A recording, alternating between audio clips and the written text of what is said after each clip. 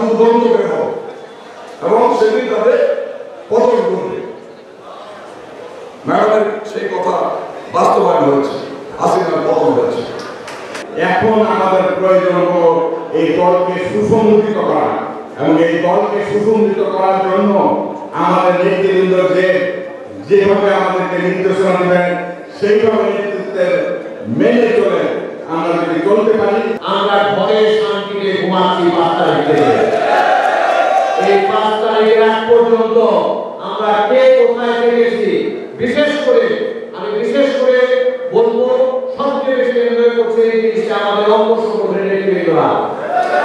আমাদের যে আন্দোলনে আজকে এই স্বৈরাচারী সরকারের পতন হয়েছে, সর্বোচ্চ ভূমিকা রেখেছে এই অঙ্গ সংগঠনের নেতৃবৃন্দরা, বিশেষ করে ছাত্রদল, যুবদল এবং স্বেচ্ছাসেবক দল।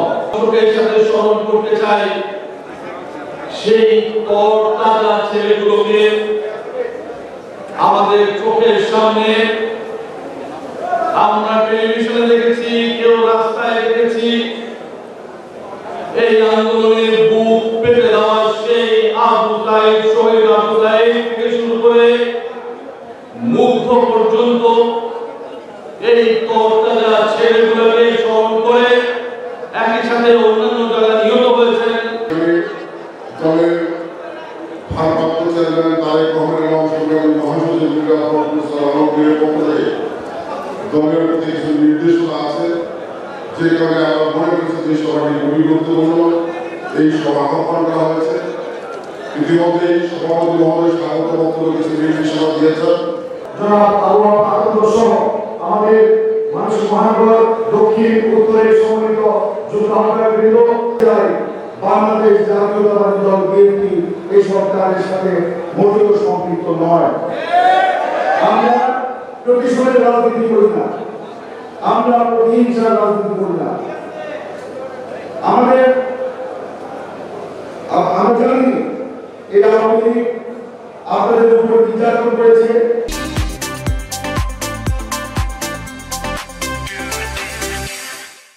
নিপীড়ন করেছে, হত্যা করেছে, খুন করেছে, জেল খাটিয়েছে, মিথ্যা মামলা দিয়ে হয়রানি করেছে, আপনাদের জীবনকে তছনছ করে দিয়েছে।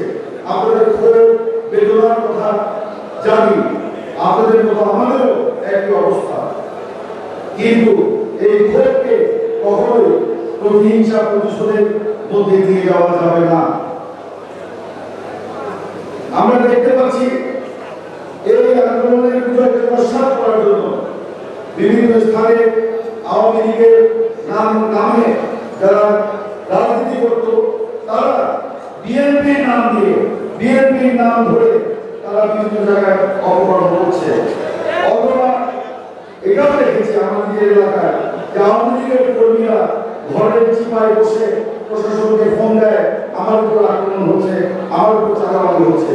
প্রশাসন সেখানে গিয়ে দেখেছে আসলে এই ধরনের কোনো ঘটনাই ঘটে না।